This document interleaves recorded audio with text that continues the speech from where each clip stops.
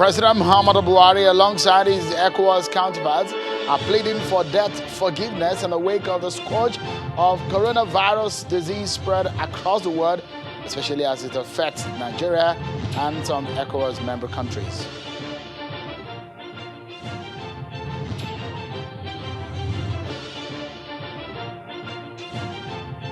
And as we are aware, President Buhari's decision on a new chief of staff to his office, more insight on the essence of the role, and a former chief of staff to President Goodluck Jonathan tonight shares his perspectives on the office, the role, expectations, and the task before the president.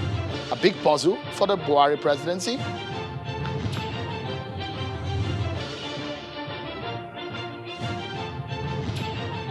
Hello everyone and welcome to the program. This is Politics Today live on Channels Television. I'm Sean Kimbalo in Lagos.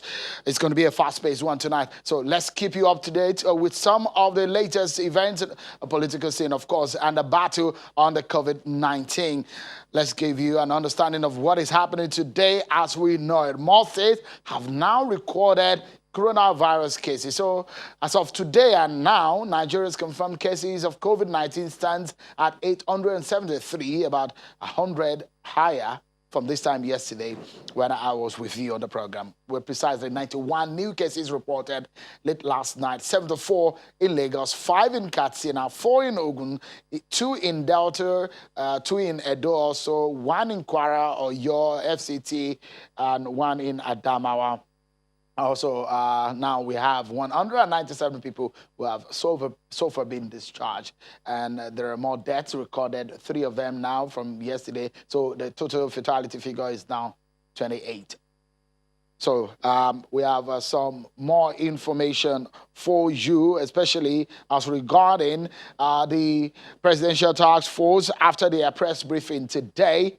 Not so good news because the Minister of Health has announced that over 40 health workers have now tested positive to COVID-19.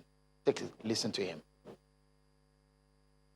Especially challenging, as has been said here before, are persons who test positive but have mild or no symptoms, but they are infectious to others.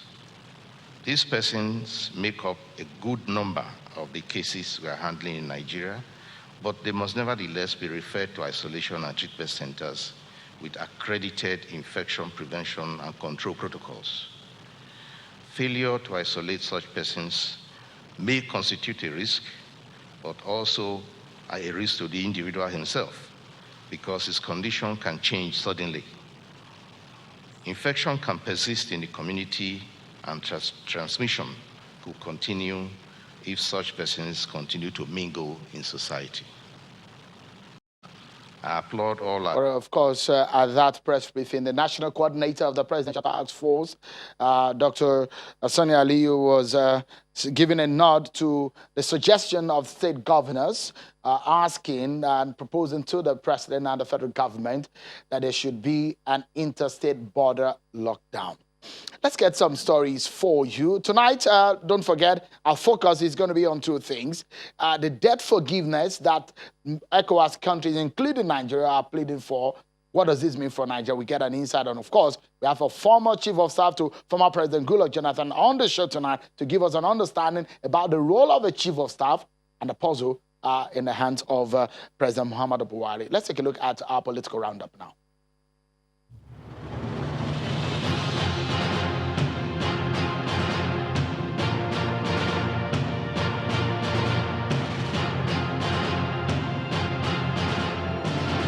The Benue State Governor, Mr. Samuel Ortom, has threatened to detain anybody coming into the state through the 12 routes, violating the lockdown order at public primary schools located at the boundary with any of the 6 states for a period of 14 days.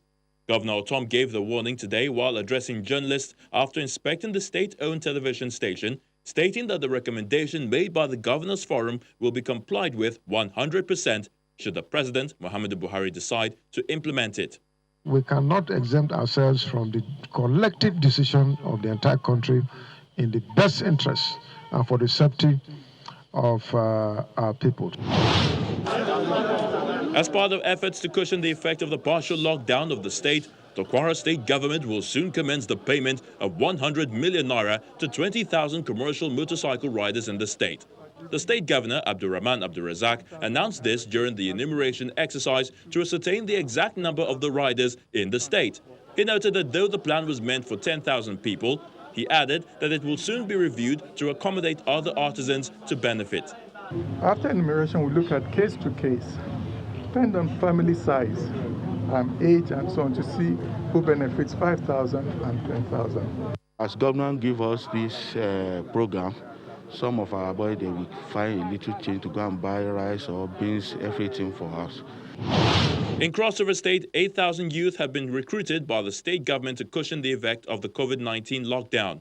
Governor Ben Ayade, who was speaking with the applicants at the Ayade Industrial Park in Calabar, the state capital, says the initiative is aimed at giving them a lifeline.